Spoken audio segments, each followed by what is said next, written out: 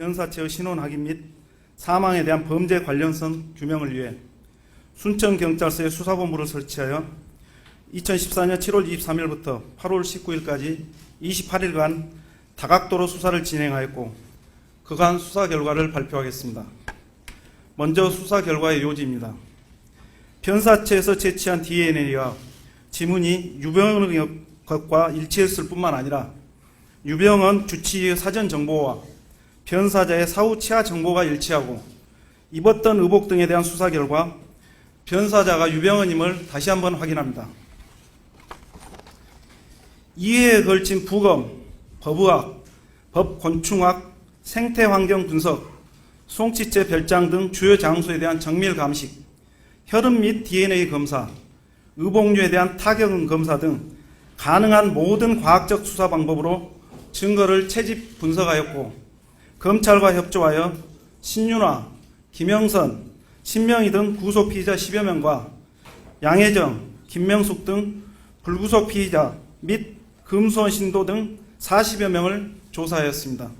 또한 송치째 인근 주민, 버스기사, 자영업자 등 1,400여 명에 대한 1:1 탐문 수사와 연인원 3,800여 명을 동원하여 송치째부터 구 순천교회에 이르는 구간에 대해 28회에 걸쳐 정밀수색을 실시하고 22개소의 CCTV 자료를 확보하여 분석하는 등 범죄 관련성 여부를 규명하기 위하여 최선의 노력을 다하였으며 현재까지 수사한 결과 유병헌의 사망이 범죄에 기인한 것이라고 판단할 단서나 증거는 발견되지 않았습니다. 앞으로 경찰은 순천경찰서에 수사전단팀 체제를 유지하면서 새로운 제보나 단서를 중심으로 사실 규명을 위한 수사를 해나갈 예정이며 이번 사건을 계기로 변사사건 업무체계 전반에 대한 문제점을 진단하고 변사처리 표준 절차 규정, 전문 검시관 인력 증원 등 종합 개선 대책을 마련하여 변사사건 수사의 전문성과 책임성을 획기적으로 높이겠습니다. 지금부터 구체적인 수사 진행 경과에 대해 설명드리겠습니다. 먼저 신원 확인 및 변사사건 수사 개시에 관한 내용입니다. 6월 12일 09시 4분경 박모 씨는 서면 합구리 자신의 매실 묘목밭에 변사체가 있다는 112 신고를 하였고 곧이어 서면파출소장, 강력팀, 과학수사요원 등 7명이 도착하여 현장 감식 등 조사를 시작하였습니다. 이후 주요 수사사항은 다음과 같습니다. 6월 12일 10시 50분경 순천의료원에서 검안이 있었고 11시 20분부터 12시 30분까지 순천 장례식장 안치 후 검시가 진행되었으며 6월 13일 13시 50분부터 14시 40분까지 성가롤로 병원에서 부검이 있었고 15시 40분에는 DNA 검사를 위해 국가수에 대퇴부 뼈, 치아 등을 감정 의뢰하였습니다. 7월 21일 19시 30분경 국가수로부터 유병헌의 DNA와 일치한다는 회신을 받았으며 7월 22일 01시 20분경 우측 CG 지문이 유병헌과 일치한다는 사실을 추가 확인하였습니다. 7월 22일 09시경 변사자가 유병헌으로 확인되었다는 순천서에 브리핑이 있었으며 7월 23일부터는 수사본부를 설치하여 집중 수사하였습니다. 다음은 유병헌의 송치째 별장 은신 전후의 행적수사 내용입니다. 유병헌은 4월 23일 아침 금수원을 나와 경기 안성 신모 씨 집, 4월 24일 안성 한상호 집에서 은신하였다가 5월 3일 23시경 양혜정 등 측근 6명과 함께 벤틀리 승용차 등을 타고 출발하여 5월 4일 03시 30분경 송치째 별장에 도착한 이후 신윤아와 함께 별장에 계속 기거하였고 양혜정과 김명숙 등은 금수원과 별장을 오가며 은신에 필요한 음식, 생수 등 생필품을 공급했습니다. 5월 25일 01시 20분경 별장을 제공한 변재구 부부가 검찰에 체포되었고 당시 인근 야망연수원에 머물던 양혜정이 전주로 도주하였으며 이로써 별장에는 신윤아와 유병헌 단둘이 남게 되었습니다. 5월 25일 21시 30분경 인천지검은 유병헌과 신윤아가 은신해 있던 별장을 압수수색하였고 23시 20분경 신윤아를 체포했습니다. 이후 신윤아는 최초 진술에서 유병헌을 누군가 데려가 소재를 모른다고 했다가 6월 26일경에 이르러 자신이 체포될 당시에 별장 2층 밀실에 어두운색 자켓과 생수 등을 등을 넣어주고 입구를 소파로 막아 유병헌을 피신시켰다고 진술했습니다. 5월 25일 23시 20분경 신윤아 체포 이후 송치째 별장에서는 5월 26일 00시 30분부터 02시 30분까지 인천지검의 2차 압수수색이 있었고 5월 26일 13시부터 19시까지 사진 촬영과 지문 감식 및 DNA 채취가 진행되었습니다. 5월 26일 21시 18분부터 21시 30분까지 112 신고에 따라 파출소 경찰관들이 별장을 수색하는 등 검찰과 경찰에 의한 수사와 현장 활동이 진행되었습니다. 신윤아의 진술, 소변 감정 결과 등으로 유병헌은 5월 25일 23시 20분 이후 송치째 별장 2층 밀실에 혼자 남겨진 것으로 확인되었습니다. 그리고 6월 12일 유병헌은 별장에서 약 2.5km 떨어진 박모 씨의 매실 묘목밭에서 변사체로 발견되었습니다. 다음은 사망 시점과 원인에 대한 수사 내용입니다. 유병헌의 시신은 두 차례의 부검을 통해 정확한 사인과 사망 시기는 판명되지 않았으나 골절 등의 외상과 체내 독극물 등은 발견되지 않았다는 감정 결과를 국과수 등으로부터 해신받았습니다. 사망 시기와 원인을 보다 구체적으로 추정하기 위해 전문가의 의견을 구했습니다. 국과수, 고려대, 전북지방경찰청 등은 변사 현장에서 법곤충학 기법을 통한 실험 분석을 진행하여 사망 시점이 적어도 6월 2일 이전일 가능성이 큰 것으로 추정했습니다. 고려대 생태환경공학과 강병화 명예교수는 변사체에 눌려있는 풀과 주변 풀 이삭 상태 등을 비교하여 발견 시점으로부터 11일 이상 1개월 이내에 사망한 것으로 추정했습니다. 서울대 법의학과 이윤성 교수는 변사 현장 사진상 외상 및 변사체를 옮긴 증거는 없다고 자문했습니다. 가톨릭대 법의학과 강신몽 교수는 유병헌 변사체의 탈의 현상은 저체온에 빠져 사망에 이를 때 나타나는 이상 탈의 현상으로 보는 것이 합리적일 것이라며 최종 사인을 저체온으로 판단하였습니다. 다음은 변사 현장 및 유류품 수사 내용입니다. 유병헌의 시신은 3년색 매실 묘목 50주가 식재되어 있는 약 85평의 매실 묘목밭에서 발견되었고 이곳은 산 기슭에 위치하여 바로 옆 고추밭보다 2, 3m 정도 높아 고추밭에서는 잘 보이지 않는 지점입니다. 또한 변사 현장 진입로로는 철망문으로 통제되어 있어 평소 주민들의 왕래가 거의 없었으며 밭의 한쪽 애진 곳으로 발견 당시 풀이 무성한 상태였습니다. 변사 현장은 지대가 높아 진입로에서는 잘 보이지 않으나 승주와 구례 방향 국도가 교차하는 합구 삼거리가 내려다 보이는 곳입니다.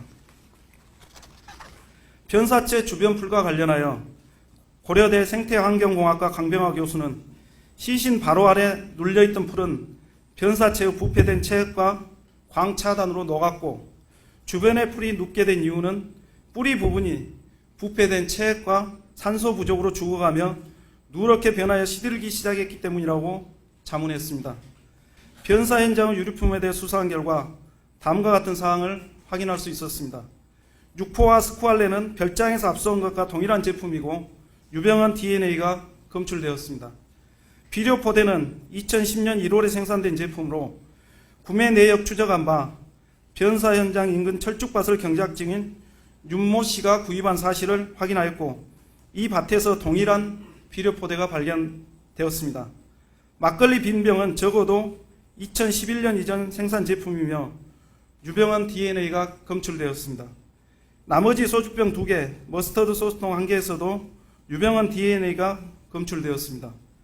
불상의 씨앗 열매 19개는 국과수 감정으로 매실 씨앗 3개, 청미래 덩굴 열매 16개로 확인되었고 여기에서도 유병헌 DNA가 검출되었습니다.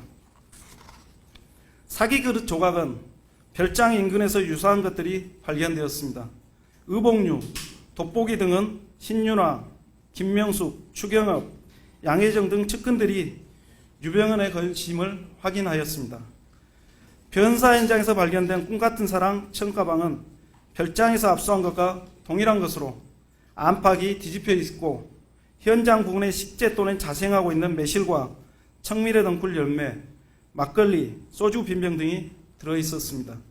또한 6월 12일 당시 변사 현장에서 수거하지 못한 목뼈 3점, 머리카락 뭉치, 지팡이 등은 추후 수사 과정에서 회수하였습니다. 이상과 같이 의복류와 휴대용 돋보기, 스쿠알렌 등 소지품 일부는 유병원의 것으로 확인되었으나 그 외 막걸리 빈병 등은 소지 경위와 용도를 명확하게 확인할 수는 없었습니다. 다음은 변사 현장 인근 수색 결과 내용입니다. 7월 22일부터 송치째에서 유병원이 전도사 시절 방문한 적이 있는 구 순천교회까지 수색 구간을 정하고 총 28회에 걸쳐 연인원 3,800여 명 및 수색대원을 동원하여 정밀 수색을 실시하였으며 다음과 같은 물품을 수거했습니다. 7월 22일 송치째 염소농장 옆 개울가 소로변에서 보헤골드 소주병, 7월 25일 신촌마을 앞 농로에서 비료포대, 7월 31일 학구리 변전소 옆 우측 깨밭에서 워터인 워터 생수병, 8월 9일 별장에서 변사 장소로 이어지는 소로변 4개소에서 사기그릇 조각과 보헤골드 소주병 등을 발견하였고, 마지막으로 8월 10일 학구마을 하천 등 2개소에서 사기그릇 조각을 발견하였습니다. 다음은 현장 유류품 등에 대한 증거 분석 결과입니다. 변사자의 의복류 7점, 청가방 등 소지품 34점, 현장 주변 수색 중 발견한 워터인 워터 생수병 등 69점, 별장의 압수품 18점 등을 국가수에 정밀 감정을 의뢰하였습니다.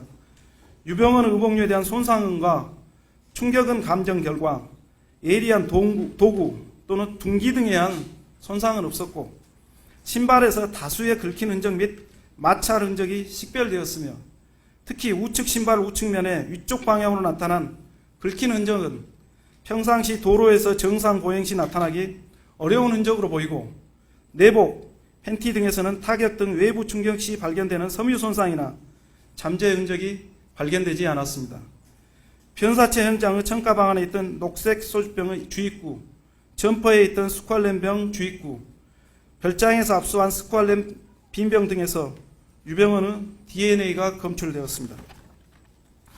또한 DNA 정밀 분석을 통해 7월 25일 국가수 발표 당시에는 검출되지 않았던 보헤골드 소주병, 막걸리병, 매실 씨앗과 청미래 등굴 열매, 육포, 머스터드 소스통 등에서도 유병원의 DNA가 추가 검출되었습니다.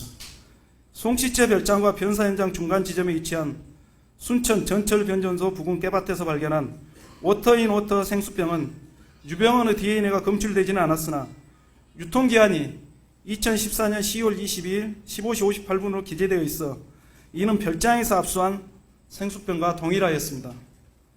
다음은 변사 현장 인근 CCTV와 마을 주민 탐문에 관한 내용입니다.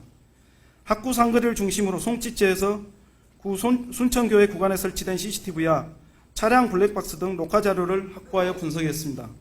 분석 결과 송치째 인근을 배회하는 수상한 사람들과 차량의 움직임이나 유병원의 행적을 명확히 확인할 수 있는 영상은 발견되지 않았습니다. 다만 변사 현장 인근 식당과 회사에 설치된 CCTV에서 불상자가 학구 삼거리 쪽에서 변사 현장 쪽으로 걸어가는 장면을 확인하여 국가수와 경찰청 등에 촬영된 인물의 키를 측정하고 인물 영상과 의복 및 소지품 등에 대한 판독을 의뢰한 결과 국가수에서는 영상의 인물은 걸음걸이가 부자연스럽게 관찰되고 밝은색 계열의 모자와 어두운색 계열의 상하의를 착용한 것으로 추정되며 왼쪽에 밝은색 계열 미상의 물체가 관찰되나 인물의 뒤편으로 사선 방향 막대처럼 보이는 물체 및 신장 계측은 원거리에서 촬영되고 해상도가 낮아 판독이 곤란한 취지로 회신하였고, 경찰청 과학수사센터에서는 좌측에 밝은 톤의 물건을 들고 밝은 톤의 물건을 머리에 쓰고 있는 것으로 추정되나 원거리 촬영으로 정확히 판독하기 어렵다고 회신하였으며, 유병원의 유가족과 측근들에게 해당 영상을 보여주었으나 일부는 유병원과 비슷하다, 일부는 모르겠다고 하는 등 CCTV 영상의 인물이 유병원이라고 특정할 수는 없었습니다. 수사본부에서는 별도의 탐문수사팀을 편성하여 송치째에서 구 순천교회 구간의 마을 거주자와 노선버스 운전자, 자영업자 등 1,400여 명을 상대로 광범위한 탐문을 진행했습니다. 탐문 결과 유병헌을 직접 목격했다는 사람은 없었으나 다음과 같은 진술을 확보했습니다. 첫째, 인근 주민들은 송치째 부근은 공중전화가 거의 없기 때문에 휴대전화를 소지하지 않으면 다른 사람들과 연락하기 힘들다고 하였습니다. 또한 최근 낯선이가 음식물이나 전화 사용을 요청한 적이 있다거나 음식물을 도난당한 적이 있다고 대답한 주민들도 없었습니다.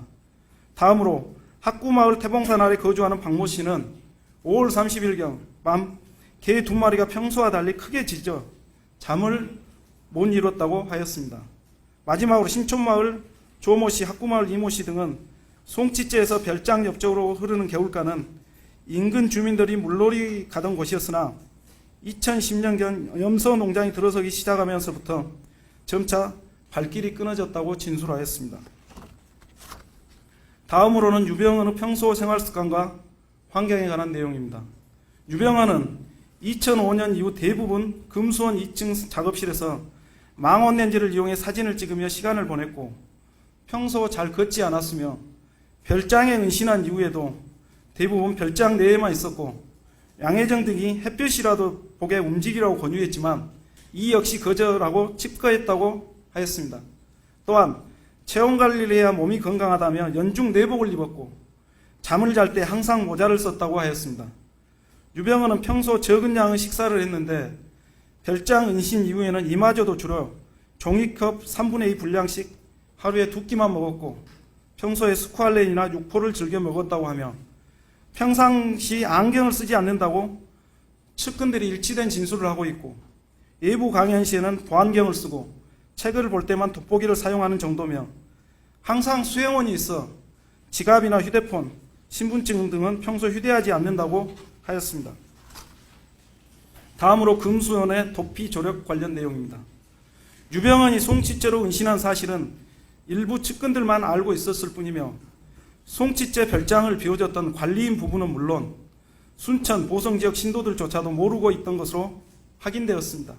또한 신윤아가 체포된 이후 유병헌이 송치째 별장에 홀로 남겨졌던 사실도 금수원의 일반 신도들에게 공지되지 않았습니다. 금수원 신도들은 유병헌 근거 소식이 없고 5월 27일경부터 송치째 별장에서 유병헌이 도주했다는 보도에 이어 새벽에 누군가 유병헌을 데리고 갔다는 신윤아의 진술이 보도되자 안전하게 이동한 것으로 알고 안심하였다고 진술했습니다. 결국 유병헌이 송치째 별장에 홀로 남겨진 이후 금수원 신도들의 조직적인 도피 조력 활동은 없었으며 다만 5월 29일 금수원 농장 직원 이모 씨가 검찰이 유병헌을 검거하기 위해 송치째 별장을 급습했다는 얘기를 듣고 안위를 확인하고자 순천으로 내려와 야망연수원 인근 모 농원을 방문하여 키 작은 노인이 먹을 것을 얻으러 오면 모 아이의 아빠가 왔다고 전해주고 은혜를 입은 분이니 잘 부탁드린다고 하는 등 약 3시간가량 송치째 인근을 배회한 것을 확인했습니다. 마지막으로 결론입니다. 유병헌 변사 사건에 대한 수사 결과를 종합하면 다음과 같습니다. 광범위한 수색활동 및 탐문수사, 각종 과학수사 기법을 동원하여 분석한 결과 범죄의 흔적이나 사망 후 시신이 이동되었다는 증거는 발견하지 못했습니다. 또한 유병헌 측근, 금수원 관계자 등에 대한 조사 및 차량 이동, 통신 내역 등을 추적하였으나 이들이 5월 25일 이후 유병헌과 접촉한 흔적은 발견되지 않았습니다. 이상과 같이 유병헌 변사 사건과 관련하여 다각도로 수사한 결과 사망 시기는 6월 2일 이전이 유력한 것으로 분석되었고 사망 원인은 독극물에 의한 사망 가능성은 배제되었으며 이상 탈위 현상을 토대로 저체온사로 판단한 전문가도 있으나 정확한 사인은 확인되지 않았습니다.